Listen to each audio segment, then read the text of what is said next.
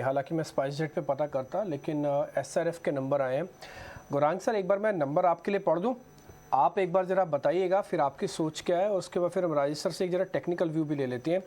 Sir, इनके margins आए हैं 24.6, ये एक्चुअली में घटे हैं 26% से, 24.5 आए, और मार्केट भी यही एक्सपेक्ट कर रहा था कि 24.7 ही आएगा, है ना, 24.7 आएगा। तो मार्जिन्स मार्केट की उम्मीद के मुताबिक हैं, बट वैसे थोड़े कम है। दूसरी बात सर, इनका एबिटा जो कामकाजी मुनाफा है वो आया है करीब 931 करोड़ रुपए के आसपास का, और 562 करोड़ का एक्सपेक्टेड था कि इतना ही आना चाहिए। तो एबिटा थोड़ा उम्मीद से बेहतर है। सर, जो कंसोलिडेटेड आय है वो आई है 562 करोड़, एक्सपेक्टेड थी कि 600 प्लस करोड़ आएगी, तो थोड़ा प्रॉफिट के हिसाब से थोड़ा मिस है ये। 3500 करोड़ से बढ़कर सर 3700 करोड़ इनकी आय आई है, यानी कि रेवेन्यू आया है, और मार्केट ऑलमोस्ट इतना ही एक्सपेक्ट कर रहा था। इसलिए ना तो नफ़ा ना ही नुकसान कुछ ज़्यादा आपको एसआरएफ के अंदर दिख रहा होगा। शेयर एक रेंज में है।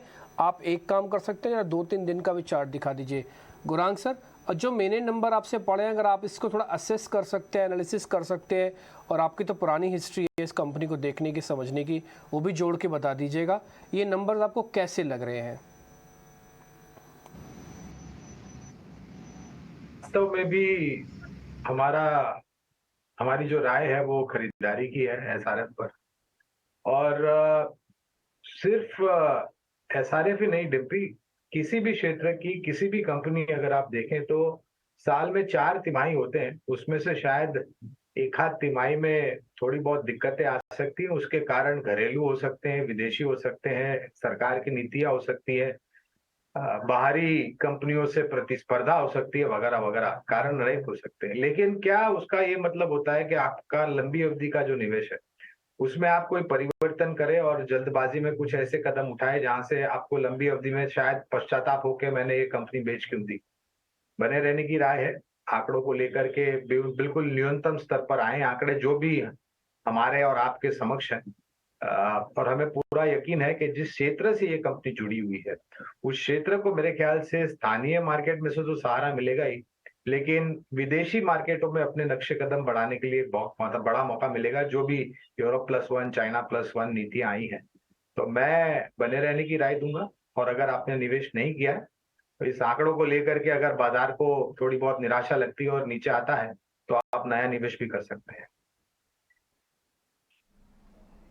ओके, ठीक है। तो आप तो इस पे बुलिश हैं और आपने इसकी कैलकुलेशन की हुई है। मैं समझ सकता हूँ कि 2 मिनट में वो सारी बातें नहीं रखी जा सकती, लेकिन फिर भी आपने अपना पुराना एनालिसिस जो एसआरएफ को लेकर आपकी स्टडी है वो आपने रख दिया है कि हम तो इसको प्लस करेंगे, और अगर ये नंबर्स थोड़े भी ख़राब होते हैं तब भी हमारे लिए प्लस की ही कॉल है।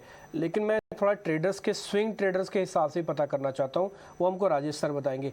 राजेश सर, हमको इसकी रेंज बता सकते हो आप? देखो, शेयर का रिएक्शन जो होता है ना पोस्ट नंबर्स, वो बहुत ज़ोर का होता है एसआरएफ के अंदर, लेकिन अभी ऐसा हो नहीं रहा। तो इसका मतलब ये रेंज में ट्रेड करेगा, नहीं तो ये अभी तक तो गोली हो चुका होता।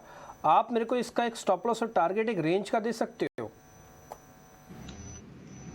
तो डिम्पी जी देखिए, लोअर साइड पे जो इसका इंपॉर्टेंट और मजबूत सपोर्ट एरिया है वो है करीब 2540 के आसपास। वो लेवल हमें लगता है कि एक इंपॉर्टेंट सपोर्ट जैसा काम करना चाहिए। ये जो छोटा मोटा ऊपर से थोड़ा सा प्रॉफिट टेकिंग बनना है, और हायर साइड पे स्टॉक के लिए जो रजिस्टर्स बना हुआ है वो है करीब 2670 2680 की रेंज में। तो ऑलमोस्ट 100 पॉइंट का एक रेंज बना हुआ है, 2540 से लेके 2670 का। आइदर साइड ब्रेकआउट ब्रेकडाउन ही यहाँ से फर्दर मेजर यहाँ पे मूव डिसाइड करेगा। बट हमें लगता है जिस तरीके के ओवरऑल स्ट्रक्चर बने वीकली सेटअप पे भी देखें तो एक अप स्लोपिंग चैनल में ये स्टॉक ट्रेवल कर रहा है।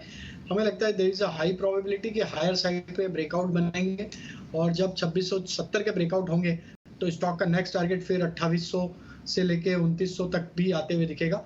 तो बाय ही करने की सलाह है। स्टॉप लॉस रखेंगे हम करीब 2530-40 के रेंज। तो खरीदारी की राय और स्टॉप लॉस मेंटेन करना, फंडामेंटल और टेक्निकल आउटलुक एसआरएफ पर। लेकिन ध्वनि, गुड आफ्टरनून।